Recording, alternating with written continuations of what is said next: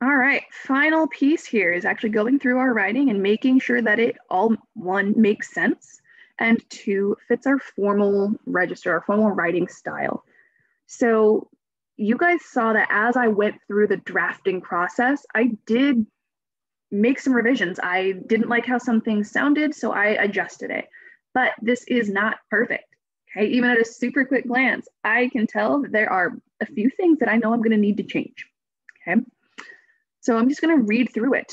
And as I'm going, if I see any contractions or slang or anything that kind of just doesn't really make sense, I'm going to adjust it as I go. And if it's something that really needs some extra work, then I will highlight it and come back to it, because I don't want to get so hung up on one or two sentences that I get frustrated or overwhelmed and end up not wanting to continue on. Okay. So I can see that my name is here, I've got my class, and I have the date, and I've got my title. Perfect. Those first steps look great. In an attempt to get Stephen Jones to take her father's case and prove his innocence, Tracy used a personal, I'm actually going to say uses, a personal connection to Jones, as well as attempts to make him feel guilty about not taking the case.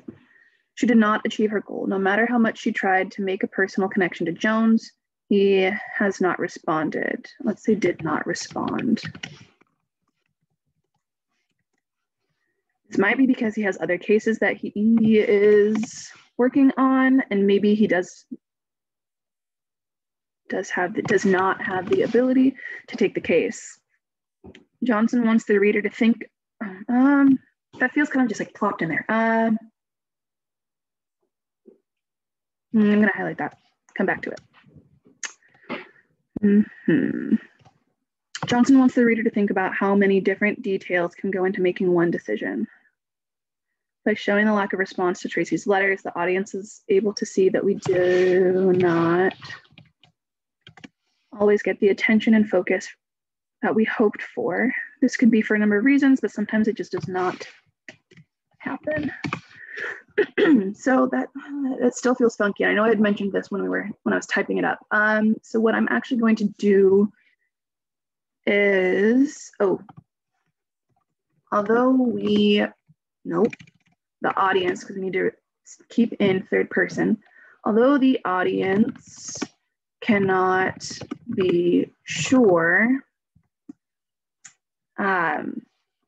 this lack of response might be because he has other cases that that Jones has other cases that he is working on, and maybe does not have that really does not connect to the lesson. That he is working and does not get as personally invested as Tracy would hope or wants. Okay, I like that better. Lack of response, it could be a lot of things. Okay, so I referenced two different things. That makes more sense. All right, in the PS4, the first letter, Tracy talks about how her brother is going to college and that he got scholarships. She doesn't actually say that he got scholarships. That I had assumed. After mentioning this detail, Tracy adds, if you have those letters where I say he was wasting his time, please destroy them. By referencing letters that Tracy has sent Mr. Jones in the past, we see that they actually know each other and that they have spoken before. Maybe because the more I read into that, actually, there's no proof that he wrote her back and that she has written him before. She pulled in details from her family that show how they have struggled in the past and that things may be turning around for them. This appeals to Mr. Jones's personal emotions in an attempt to help make sure that other things in Tracy's lives are turning around a bit.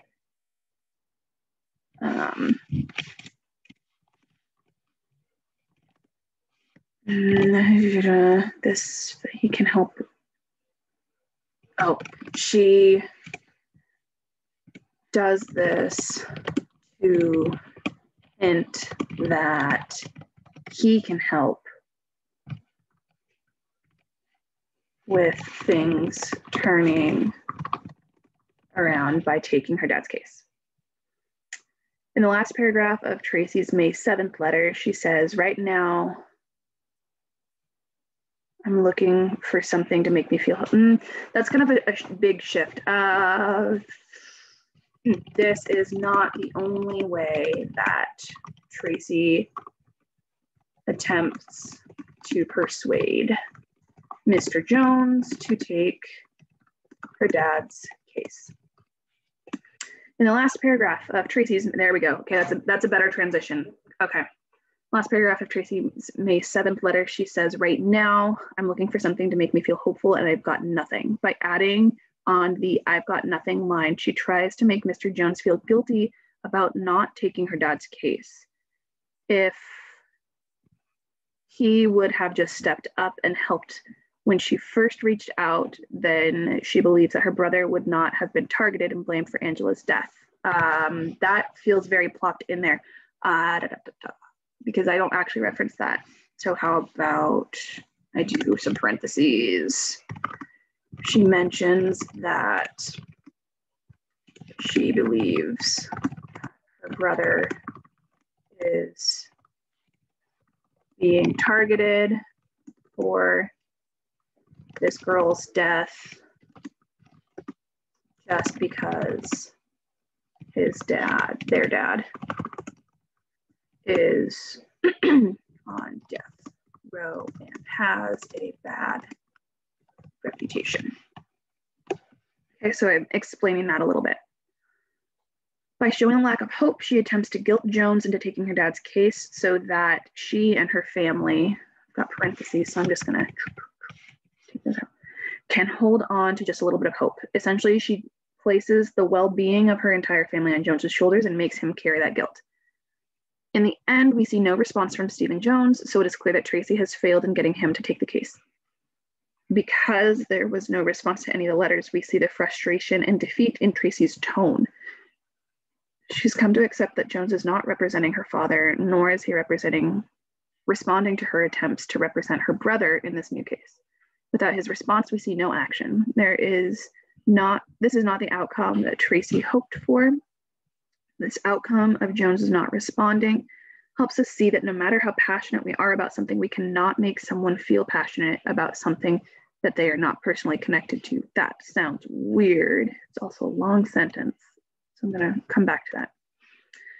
Tracy tries to appeal to Mr. Jones's emotions through the personal stories and by building a relationship with him through her letters, but that does not get him to respond. Even when she tries to guilt him by explaining that he is her family's last hope, she does not respond. She has shown her passion and desperation through these letters, but there is no way that she can force Mr. Jones to have the same passion that she is showing, which is seen through a lack of response. If she had successfully gotten him to feel that same passion, then he would have responded.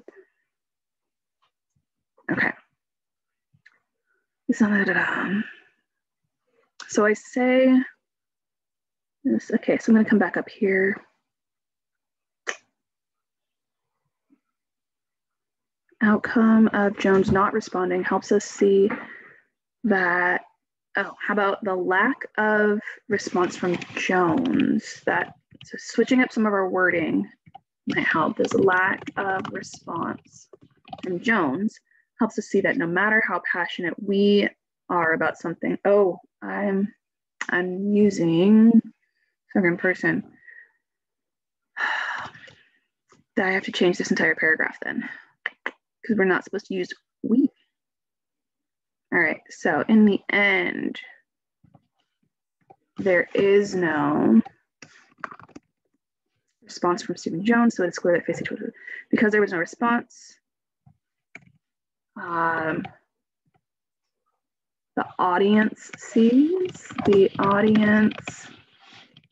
can see the frustration and defeat in Tracy's tone. She has come to accept that Jones is not representing her, nor is he responding to her attempts to represent her brother in the new case. Without his response, there is no action. And this is not the outcome that she had hoped for. This lack of response from Jones helps shows, and no matter how passionate someone may be about something,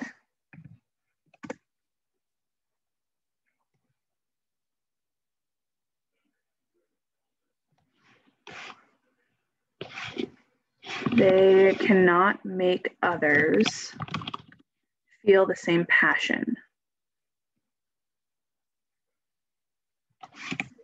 Okay, I think I like that better.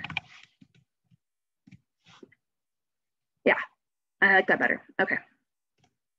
All right, now I have to make sure that this is the rest of this. Okay. Tracy tries to appeal to Mr. Jones's emotions, even through the personal stories, by building a relationship with him. That is not going to respond, even when she fails. Show passion and desperation. Okay, so I don't think that. All right. Okay, hold on. Just quickly scanning again. I see another we. The audience is able to see that they do not always get the attention and focus that they hope for. Okay. All right, I think this is actually pretty good. I think this is a good draft. Now, if you want to, this is not required, but you can absolutely double space this if you'd like, if you just want it to kind of have that like length to it. But again, you don't need to. So essentially this would be just over 2 pages. But by having a single space, that's totally fine for this specific essay. So then what you need to do, because remember, we are still in this big document,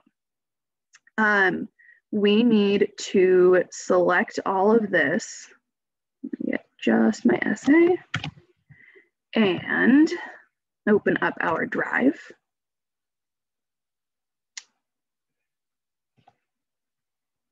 To actually save this by itself. Because if we submit all of this work, it's good to see, you know, the work that's done ahead of time, but it's not the professional presentation style that we are looking at. Okay, so I'm going to make a new document, and I'm going to title it. Well, actually, I'm using my alter ego. Unit 2 final essay.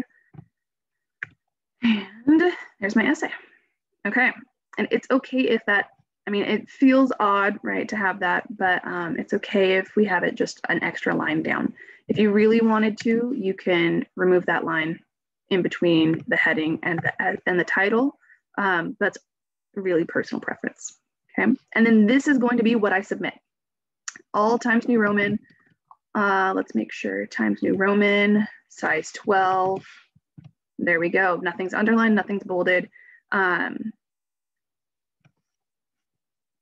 we go. And that's gonna be what I submit. So just by taking things slow, working through things, and actually paying attention to what you write, you can submit a very well thought out and crafted essay.